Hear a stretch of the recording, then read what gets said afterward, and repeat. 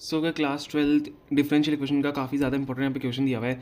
सबसे पहले क्या दिया हुआ है, solve the differential equation 1 + x 1 + y² dx plus 1 + y 1 + x² dy is equal to 0।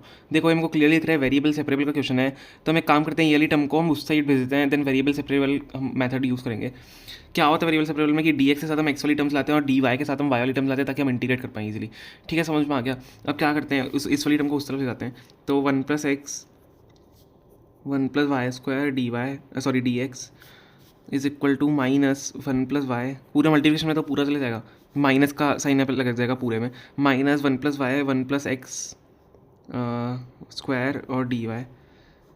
ठीक है, अब हम क्या करते हैं, देखो ये पूरा है, अब इस टर्म को मैं यहाँ ले आता हूँ, x वाली टर्म जो है 1 + x², इस 1 + x² को मैं यहाँ नीचे ले आऊँगा ताकि x के साथ होता है, और 1 + y² को यहाँ पे ले आऊँगा। समझ में आ गया कैसे करेंगे, तो शिफ्टिंग करनी है बस। तो 1 + x² sorry 1 + x upon 1 + x² में नीचे ले आया, और dx साथ में ही है।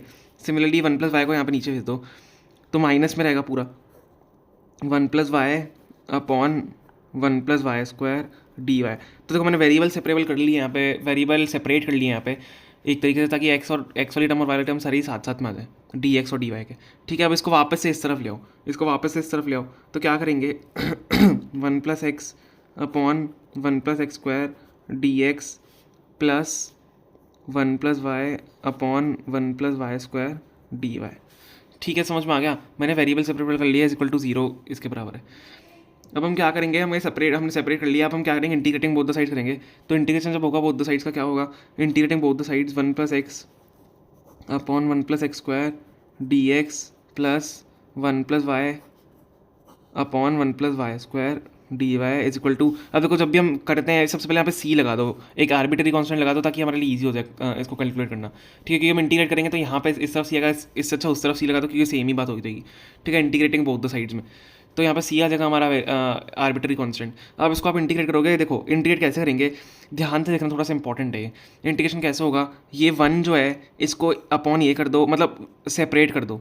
ठीक है, 1 के साथ अपॉन में ए लिख दो, देन x के साथ अपॉन में ए लिख दो। सिमिलरली 1 के साथ अपॉन में ए लिख दो और y के साथ अपॉन में ए लिख दो। देखो मैं लिखता हूँ, आपको समझ में आ जाएगा।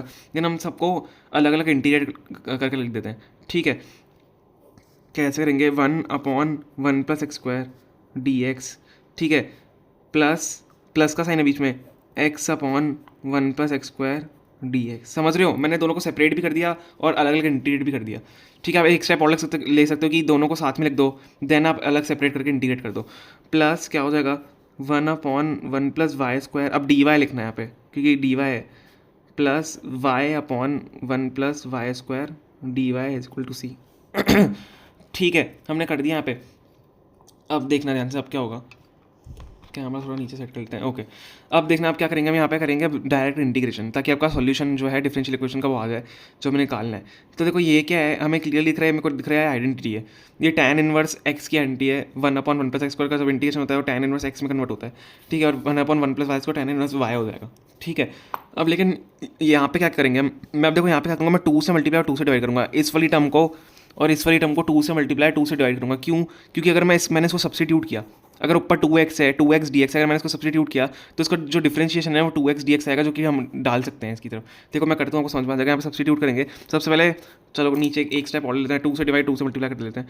इसको कर लूँगा, इसको खोल लूँ, नहीं चलो साथ में करेंगे। 1/1 + x² dx प्लस, देखो 2 से मल्टीप्लाई और 2 से डिवाइड किया, तो 1/2 मैंने बाहर लिया, 2 से डिवाइड बाहर कर लिया, और 2 से मल्टीप्लाई अंदर कर लिया, क्योंकि बाहर कॉन्स्टेंट हमने रख लिया, सॉरी x² है।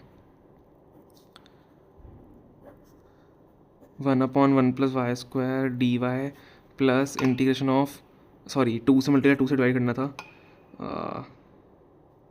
ऐसे कर लेते हैं। ठीक है, 2 से मल्टीप्लाई 2 से डिवाइड हमने कर लिया, समझ में आ गया मैंने क्या कहाँ पे 2 से मल्टीप्लाई 2 से डिवाइड कर रहा हूँ, इज इक्वल टू c के बराबर है। अब हम क्या करेंगे, देखो इसमें क्या करेंगे हम, यहाँ पे हम सब्सटीट्यूशन मेथड करेंगे। मैं एक का सब्सटीट्यूशन मेथड कर रहा हूँ, देन आपको अब ये वाली जो टर्म है 2 से मल्टीप्लाई 2 से डिवाइड वाली y वाली टर्म जो है 2y dy वाली, तो उसको भी कर लेना। तो अगर मैंने 1 + x² को t रख दिया, तो क्या हो जाएगा, 2x dx is equal to dt आ जाएगा। तो इसका मतलब मैं 2x dx की जगह dt डाल सकता हूँ, 2x dx की जगह dt डाल सकता हूँ, और 1 + x² की जगह t डाल सकता हूँ। तो क्या बन जाएगा, dt अपॉन t। इसको आप खोल लेते हैं इंटीग्रेशन को। ठीक है, 1/x² है, 1/1 + x² का डिफरेंशियल क्या होता है, tan inverse x, tan inverse x plus, अब 1/2 बाहर ही है, 1/2 अंदर क्या हो जाएगा, dt बाय टी हो जाएगा, समझ में आ गया, डी टी बाई टी। अब सिमिलरली मैं यहाँ पे भी कर लूँगा, plus tan inverse Y plus क्या हो जाएगा, 1/2 बाहर ही है, अंदर भी क्या हो जाएगा। अब यहाँ पे देखो डी टी बाई हम क्या लेंगे, डी टी बाई जैसे हमने वहाँ पे टी लिया है, डी टी बाई टी लिया, तो इसको भी हम क्या क्या कर सकते हैं डी टी बाई टी ले सकते हैं, क्योंकि टू वाई डी वाई को अगर मैं 1+y² को टी रखूँ तो सेम ही बात हो जाएगी। तो डी टी बाई टी यहाँ पे भी हो जाएगा, इज इक्वल टू सी के बराबर है हमारा। समझ में आ गया ना क्या हो रहा है, सिंपल सा हो रहा है। अभी आपको पता है D T by T 1/t किसका इंटीग्रेशन अगर करेंगे तो क्या हो जाएगा, लॉग में बदल जाएगा, लॉग टी में बदल जाएगा। तो tan इनवर्स x प्लस 1/2 क्या आएगा, प्लस 1/2 लॉग, अब लॉग टी है, लॉग टी आएगा, लॉग टी की जगह क्या लिख सकता हूँ मैं, 1+x², टी की जगह 1+x² लिख सकता हूँ, सिंपल सा है, 1+x² plus tan inverse y plus 1/2 log 1+y², क्योंकि 1+y² को हम यहाँ पे सब्स्टिट्यूट करेंगे तब आएगा। तो 1+y² इज इक्वल टू सी। अब मैं क्या करता हूँ, थोड़ा सा और इसको, ये देखो आपका आ गया ऐसे सॉल्यूशन, पर इसको मैं थोड़ा और अच्छे टर्म्स में लिख देता हूँ। तो tan inverse x plus tan inverse y, ठीक है, साथ में लिख दिया tan inverse x tan inverse y plus 1/2 common लेके log 1+x² plus log 1+y² is equal to C के बराबर। तो यही आपका रिक्वायर्ड सॉल्यूशन है इस डिफरेंशियल इक्वेशन का। अगर आपको कुछ समझ नहीं आया प्लीज़ कमेंट पूछो, या वीडियो आप रिवाइंड करके देखो, आपको सब समझ में आ जाएगा, हमने स्टेप वाइज कराया सारा। ठीक है, थैंक यू सो मच।